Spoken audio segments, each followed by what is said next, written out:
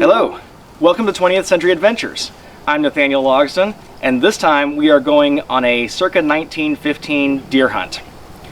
Now I have to start this with a disclaimer, because you really could not have done a deer hunt in Indiana in 1915. The reason is because the last wild deer in Indiana was killed in Knox County in 1893. Unfortunately, due to deforestation and improper wildlife management techniques and poaching, things like that, the deer were just wiped out. Now, shortly after that period, in the late 1890s, deer hunting in Indiana was made illegal, but it was too little, too late. So, by 1932 through 34, the Indiana Department of Natural Resources began to release deer. They started with, I think, 35 deer initially that they released in several counties throughout the southern portion. And those grew into the population that we have today. In 1951, the first legal deer season opened in 58 years in Indiana. So that, combined with the creation of the Hoosier National Forest in 1934, created a wider area for these deer to prosper and become the sport that we love today. The Hoosier National Forest eventually would grow to 200,000 acres in Indiana, and the deer population would grow to the point that about 700,000 deer are harvested legally in Indiana every year. So yay for conservation techniques. So since you couldn't deer hunt in Indiana in 1915, if you were to do something like that, you and your friends would take a trip to an area that had a better wild deer population. So Wisconsin or Michigan might be a choice, and a lot of people did that. And you would travel there in an automobile, much like this 1912 Ford Model T that we're using today. So this became the hunting trip and deer camp that we know and love today. Today, people get together often on their own property, or they rent a cabin somewhere to have their deer camp with their friends or their family members, and it's a tradition. And that stems from the fact that you had to actually, in most Midwestern states and all of the eastern states, with the exception of the northern portions, you would have to travel if you wanted to go hunt any sort of big game like white-tailed deer. So that's what we're representing here. We're just going to pretend it's not Indiana, and we're going to use this great little hunting cabin here behind us, and it's time to get this thing unloaded. Violin solo, ragtime medley, played by Mr. Frederick W. Hager.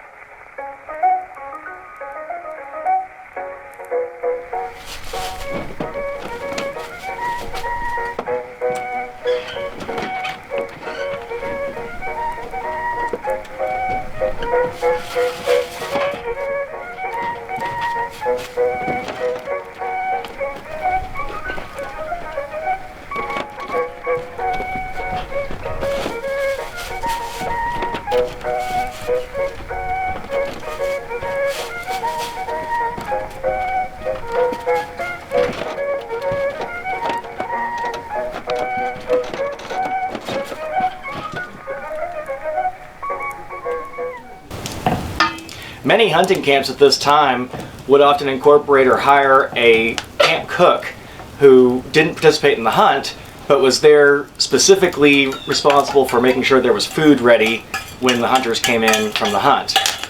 So this is my friend Josh Wilson, and he does a lot of living history. He's got an Instagram page that we'll link right here below, and he's also getting started on his own historical food YouTube channel. Josh, tell us a little bit about yourself. I've always been interested in the late 19th century here in America, the Old West, you know, the Victorian era as it was in London, just all aspects of daily life, you know, from 1850 up to about 1900 or so. You know, of course, one daily aspect is cooking, and I've always enjoyed cooking for folks in general. So I really have enjoyed reading old recipes, diving into old recipes, and really helping, you know, to sort of bring that flavor, especially to camps, you know, private events, public living history events, things like that. Well, we're really glad to have you here, Josh. Well, Thanks for helping out. Thank you.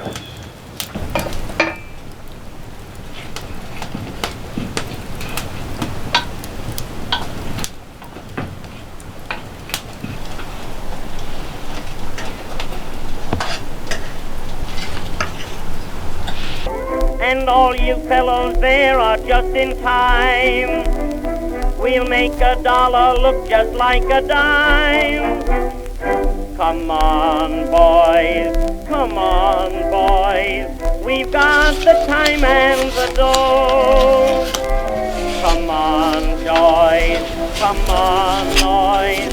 Don't make the party slow, for it's always farewell when fellows leave their wives and get together. But there is no place like home when there's no place else to go.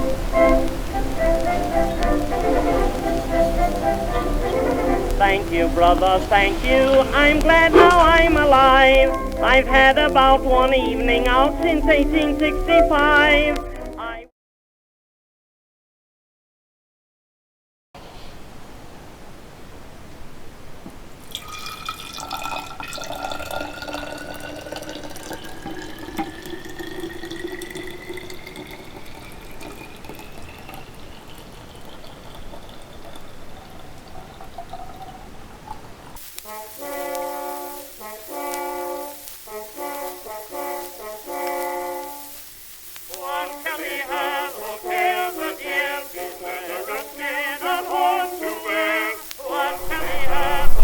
Tree stands didn't really exist in this period, but it was not uncommon for a hunter to climb a tree or to modify a tree the way that I have with adding a board here in this crotch of a tree to give them the ability to get above the wind, get a little more field of view. So that was commonly done. There are basically two types of hunting in this period. One of them is to sit in a position in a tree or in a blind, much like I'm doing here, which allows the hunter to stay hidden, gives them a good field of view. A blind will keep the wind off of you. The drawback is you are limited to whatever passes by, which may or may not be desirable quarry. Former President and avid outdoorsman Theodore Roosevelt described this as boring and the least sporting way to hunt deer. In the period, many hunters would use corn or apples to draw deer in close to their hunting spot. This is now illegal in most states, and Teddy himself comments on the process of hunting over a pile of bait as unsportsmanlike and not conducive to fair chase. He was far ahead of his time in the concepts of fair chase and wildlife conservation, but 100 years later, most of his opinions are enshrined in law. The other method of hunting popular in the period, and the style favored by Roosevelt, is called still hunting. This is a slight misnomer in that it actually involves moving through the woods as silently as possible. Still hunting involves tracking, scouting, and actively seeking out deer in their terrain. This really requires an intimate knowledge of the area through pre-scouting. If you haven't pre-scouted your area, you'll be unable to effectively still hunt. You'll also need to move as silently as possible. This is a lot easier after a rain when the leaves are wet. Crunchy leaves are nearly impossible to move quietly in. Also, our modern forests now have a lot more underbrush than they did 100 or more years ago. A lot of this is due to invasive plants such as multiflora rose and autumn olive that have taken over the Midwestern woods in the 20th century. Still hunting is incredibly difficult, but it has the advantages that you are able to keep moving and therefore avoid getting cold or bored. and it also allows you the chance to get into areas you wouldn't normally be able to hunt from a blind. It also increases your chances of coming across deer as you are in more than one location during your hunt. It is, however, the most difficult way to hunt, and is even harder today than it was historically. The easiest way to move quietly through the woods is to step with the ball of your foot, slowly dropping your heel. Also avoid sticks and rocks that might make a noise and give away your location, or cause you to lose your balance. Avoid steep terrain that may cause you to slide. Move like a deer, only a few yards at a time, then stopping to look and listen for a while. This is the still part of still hunting. It pays to hang out in a good location for a while to see if anything moves. Once the game is spotted, still hunting becomes stalking. This is even harder to do for very long, as you will inevitably make a noise or movement that gives you away, or the deer will catch your scent. Sometimes the stalking portion lasts only as long as it takes to aim and fire. A successful still hunter must know the land well, have excellent tracking skills, know how to play the wind, and work the terrain to advantage. It also takes no small amount of luck.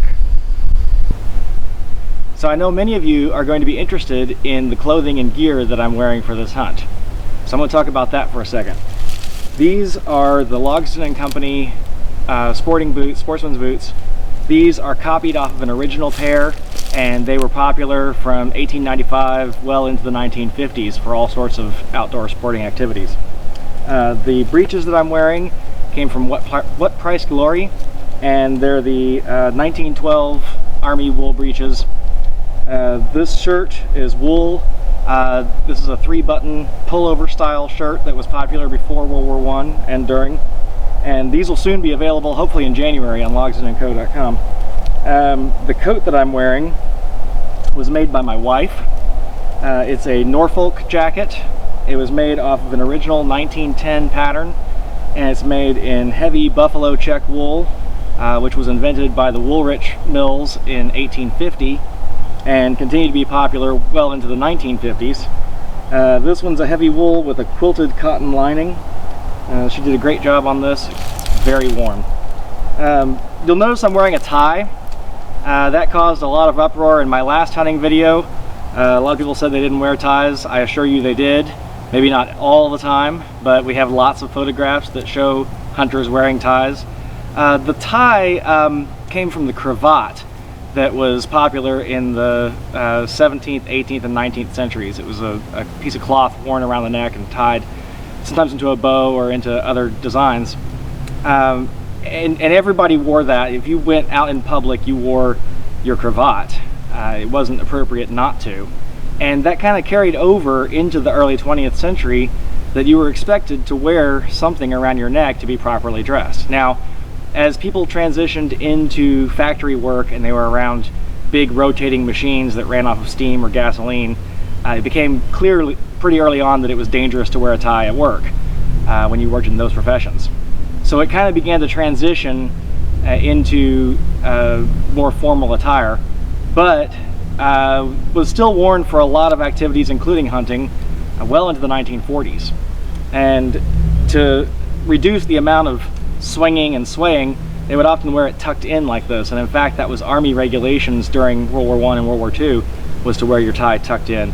And anybody who was possibly a military veteran would have certainly worn it tucked in.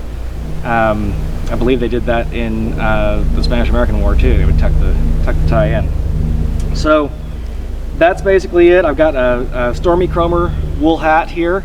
It is blaze orange, which of course they didn't have in 1915. However, blaze orange was invented in the 1960s, and by the 1980s it had become law in every state to wear it. So if I'm going to be actually hunting, I need to stay legal by modern terms, and so the Stormy Cromer is a great way to do that. I can't see the orange. It doesn't bother me as I'm hunting. It doesn't detract from the value of the historical experience, but it keeps me safe and it keeps me legal. And these are still available. This was first made in 1903, and they still make them today. You can buy them online at the Stormy Cromer website.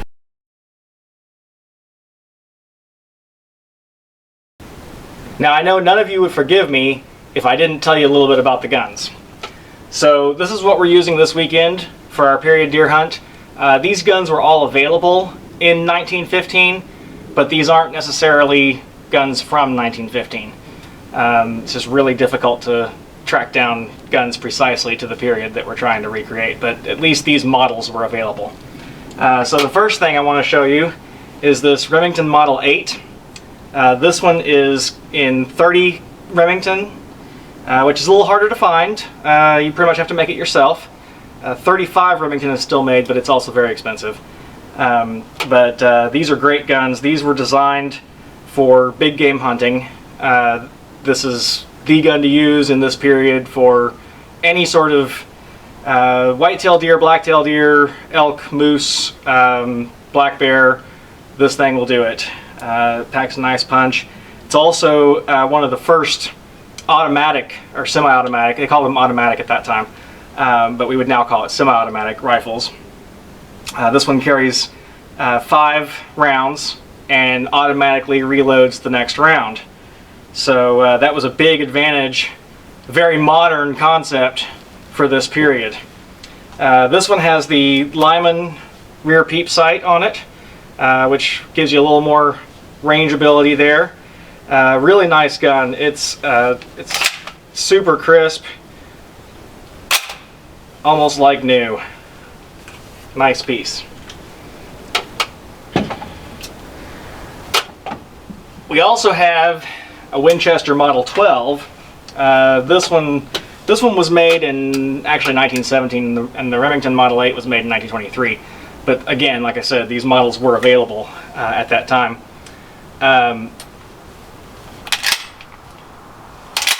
But this is also a great gun. I think this one originally belonged to someone who was really into waterfowl hunting, because it has a wood stick, hand carved at that, little wood dowel inside to limit it to 3 rounds, which became law I think in 1936 for federal law for waterfowl hunting, that you can only carry 3 rounds. But this is a great gun. This is, if you look at my other videos, this is the one that had the hunting license in the butt of it. So really cool piece. This is in 12 gauge. And then this is really my all-time favorite hunting rifle. This is a Winchester Model 94. Now this one's actually from the 1970s. So it would be a little different. There's a slight difference in the shape of the stock, especially around the comb. And in 1915, it would have had the metal butt plate that's kind of a crescent moon shape on the back. But this is a great gun. You can't beat it for deer hunting. This gun has killed a lot of deer.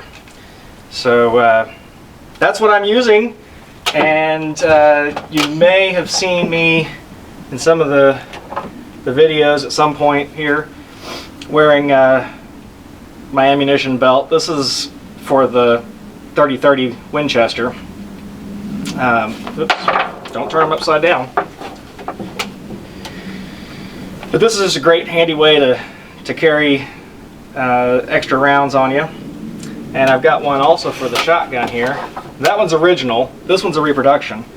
This one is copied out of a book called Packing Iron, that's all about really late 19th century and early 20th century guns and leatherware. So this definitely would fit the period. I think the original one this was copied off of was from 1890. So with an early, with a Model 12, if you assume that gun came out in 1912, which is why it's named that, you certainly could still be using a 1890s style belt with it. So those are the guns, the tools of the trade.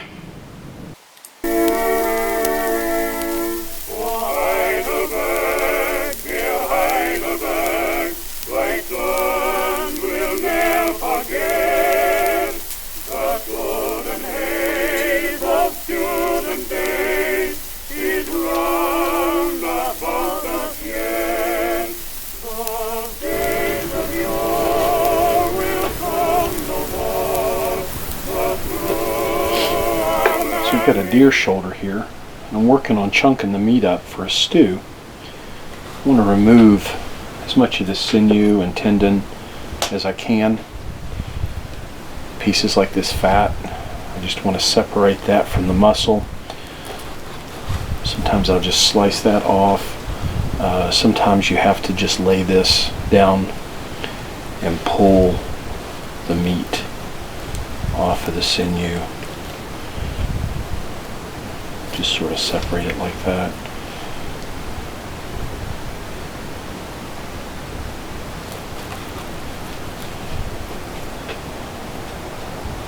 I'm butchering this on a cedar plank, and so if I put my knife down on the meat and sort of saw through the meat, eventually I'm going to go through the meat and I'm going to be slicing across that wood, which is going to dull my knife.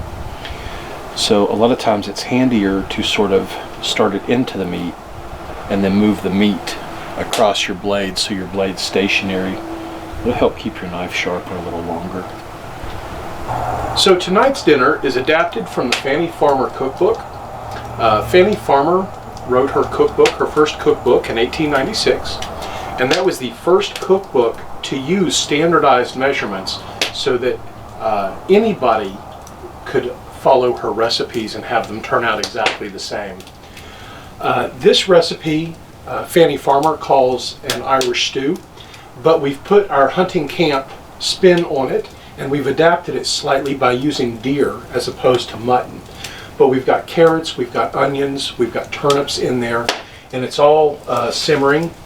We simmered the deer meat for about 2 hours, very low heat, to make sure that it's soft and it's not very tough. And then I put the vegetables in there. And now that the vegetables have cooked, I've added some dumplings. I made them about walnut size, and they've expanded just a little bit. They've plumped up as they've cooked, and we're getting really close to being done with this.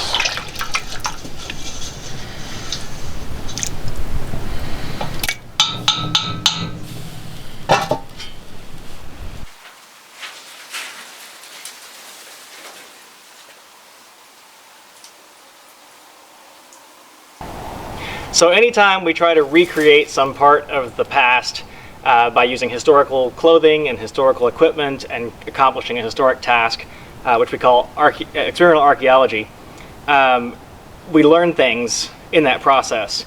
And sometimes it's something historical, sometimes it's something modern, but it's always a learning experience. And my big takeaway for this weekend is that I shouldn't make a video if I'm trying to hunt, and I shouldn't try to hunt if I'm making a video. So I'm sorry to say this is the second hunting video that I've made where I have walked away empty-handed. It's not for lack of trying. I certainly did see plenty of deer. I even managed to creep up on a few during my still hunt phase, but I just didn't get a great shot except for one. There was one situation where a little buck walked right out in front of me, and there was a great big buck back behind him, and usually I'll take the easy shot, but this time I thought, you know, if I'm making a video, I'd like to have a nice buck for the video, and so I let the little buck walk, and the big buck never came out, and I never got a better opportunity during my hunt. So, you know, you win some, you lose some. Also, there was a lot of pressure around the property. I am surrounded here by acres and acres of Hoosier National Forest, and the weather's been really great, and so a lot of people have been out. We counted about 130 shots on opening day, and that's considering that you can hear a gunshot for about a 2-mile radius. That's a lot of people that are hunting in the area. And not necessarily all those shots are kills, but there's a lot of pressure, and the deer very quickly moved far away, and it got a lot harder to figure out where they were moving. They pretty much changed all their trails. So it happens, and you know, that's probably more historically accurate for 1915. the deer population nationally was so low at that time that you didn't have a great chance of getting a deer when you went out to hunt. So all in all, it's not a bad deal. I will say that in 10 years of hunting in period clothing and with historical weapons, this is only the second time I've gone out on a hunt and not been able to bring something back as far as deer. So my track record is actually fairly good. So before you guys start posting, hey, you need to wear camo, I will say this does work, and I can prove it. But not today, unfortunately. So I hope you've all enjoyed this video, and I hope that you'll like and subscribe to 20th Century Adventures, and we will see you down the road.